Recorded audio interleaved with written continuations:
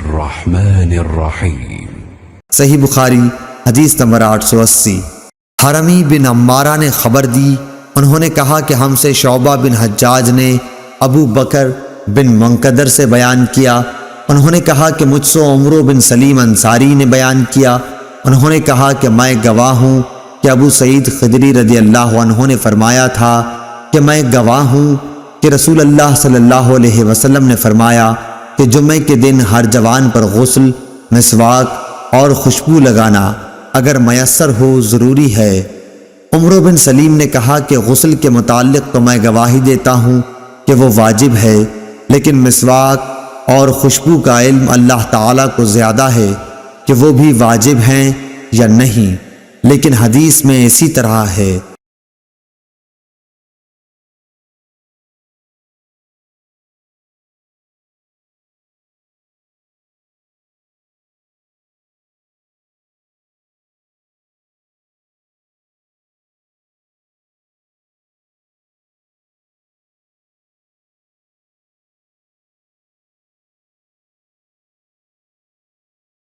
अल्लाहुम्मा सल्लि अला मुहम्मद व अला आलि मुहम्मद कमा सल्लैता अला इब्राहीम व अला आलि इब्राहीम इन्नका हमीदुम मजीद।